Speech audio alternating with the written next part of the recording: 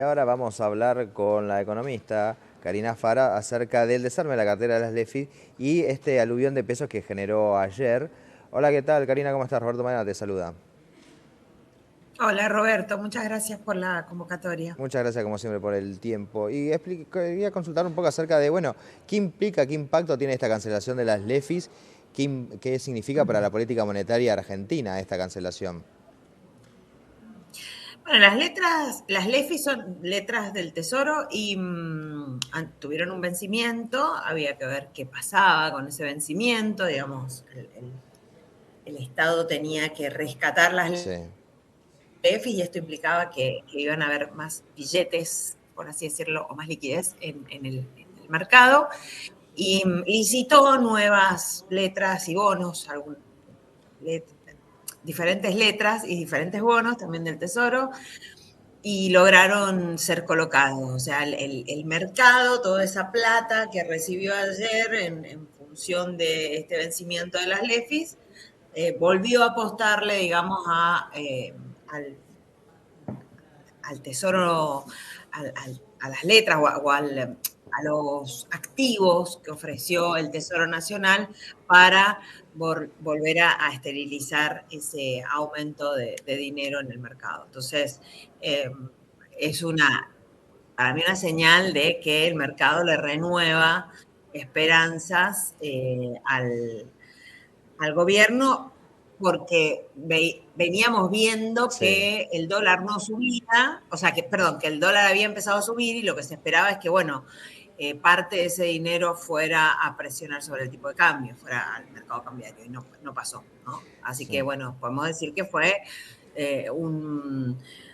una compra de tiempo, ¿no? Un alivio para la política que viene llevando adelante el gobierno de Javier Milei, Y justamente la política económica. hablando un poco del dólar y esta divisa que está en 1.280 pesos hoy en día, teniendo en cuenta sobre todo que en este país nos regimos casi por el refrán de que el que se quema con leche cuando ve una vaca llora, quería consultarle un poco acerca de, bueno, ¿qué pasa en ese sentido ahora con este dólar en 1.280 pesos que se mantiene dentro de la banda de flotación? Está dentro de los 1.400 pesos, 1.000 a 1.400 pesos, pero de vuelta, cuando empezamos a ver que el dólar sube, empieza, por lo menos internamente, empiezan a sonar unas alarmas de qué pasa con el dólar, por qué está subiendo. ¿Por qué está subiendo el dólar ahora, Karina? ¿A cómo se puede explicar esta situación? Bueno, en parte tiene que ver con los ritmos a los que vino liquidando el campo hasta este mes, que es cuando se quedaron sin eh, digamos que es cuando vuelven a pagar Sí, retenciones. Entonces ya era que el campo ya no liquide a los ritmos que vino liquidando en el año. Otro tema es que, bueno, el pedido que hizo el ministro de Economía Caputo de sacar los dólares del colchón no tuvo los frutos que se esperaban. Entonces, bueno, hay una escasez de dólares que se empieza a hacer sentir, sobre todo, bueno, cuando empezamos a mirar los vencimientos de las deudas en moneda dura, y cuando vemos que miramos la cajita que son las reservas internacionales y vemos que van quedando pocos dólares, bueno, en ese sentido es de esperar que el dólar empiece a moverse. Como vos decías, hay un sistema cambiario que te da bandas de flotación, o sí. sea, te dice, bueno, si el dólar baja a menos de la banda inferior, el Banco Central se compromete a intervenir comprando dólares para facilitarle la mecánica a la gente, ¿no? Comprando dólares para que el precio no siga cayendo. Y si el dólar subiera por encima de la banda superior, también el Banco Central está comprometido a intervenir vendiendo dólares. El tema es, bueno, ¿qué pasaría si el dólar empieza a subir, llega a la banda superior, la supera? ¿Cuánto poder de fuego tiene el Banco Central como para Claro. impedir que perfore esa banda superior? Y esto es lo que venimos mirando con preocupación algunos desde hace un tiempo, dado que tenemos pocos dólares, los pocos dólares que tenemos son prestados y se nos están yendo a un ritmo muy grande. Hoy estamos frente a un problema que muestra la economía real, que son las vacaciones de invierno. Nosotros acá en la provincia de Mendoza hay un debate entre los números oficiales y los números que está dando el sector empresario. Los números oficiales dicen que la ocupación hotelera va a estar cerca del 70 o 75%, y los hoteleros están hablando de niveles de reservas del 40%. Bueno, esto es porque justamente el dólar está atrasado, te conviene más irte de viaje afuera del país, aquellos que puedan viajar, que tengan trabajo e ingresos suficientes, obviamente.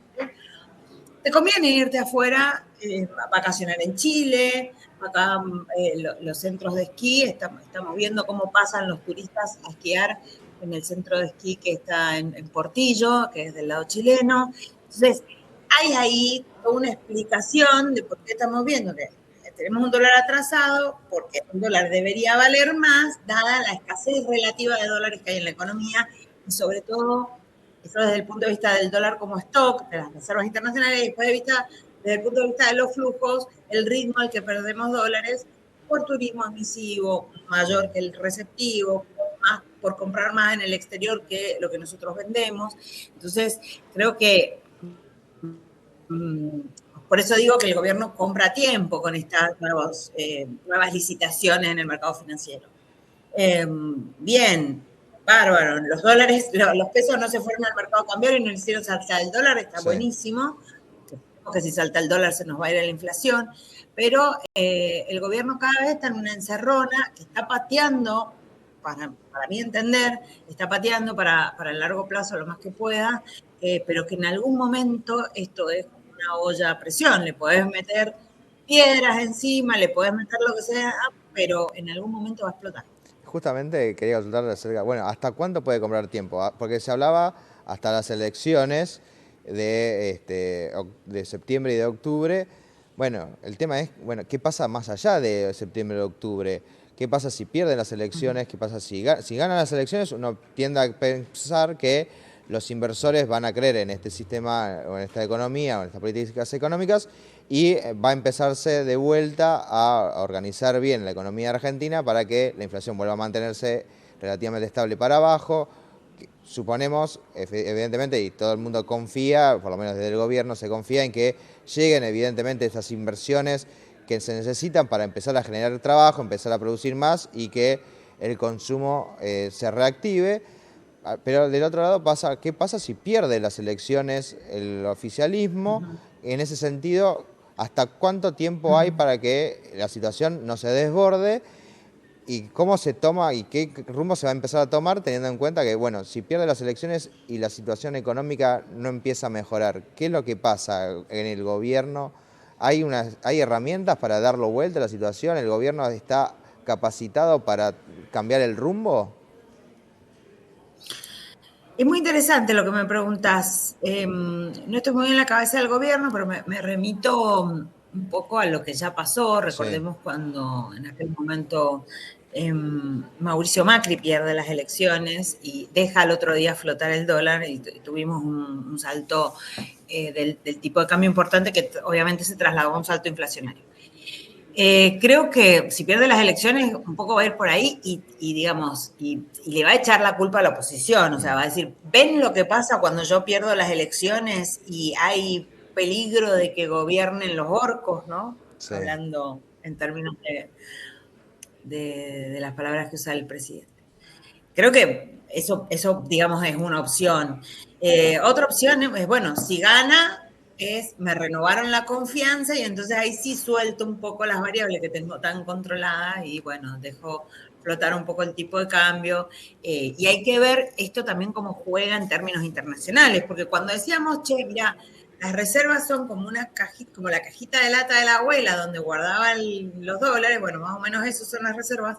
Cada vez que mirábamos las reservas, cada vez habían menos. En algún momento te va a subir el tipo de cambio. Bueno, muchos veníamos diciendo que probablemente subía el tipo de cambio, pero ¿qué terminó pasando? Y el Fondo Monetario, contra todo pronóstico, y a instancias de Donald Trump, le hace un nuevo desembolso a la Argentina, que es el país más endeudado con el Fondo Monetario, digamos, con el otro préstamo, el de los 57.000 millones, 52.000 millones, si no me equivoco, que era el original y que terminaron siendo unos 47.000 millones. Con ese préstamo ya el Fondo Monetario había desconocido sus propias normas. Bueno, imagínate con este, dijimos, bueno, es poco probable que el fondo le preste. No solo le presta, sino que le permite a la Argentina también dibujarle un poco los números para hacer de cuenta que está cumpliendo con las metas que le impuso. Hay una desprolijidad internacional, obviamente condicionada por las vinculaciones o los intereses políticos y económicos que hay sobre la República Argentina. Perfecto. Muchísimas gracias, como siempre, Karina, por el tiempo y por la comunicación. No, por favor, a vos, Roberto, una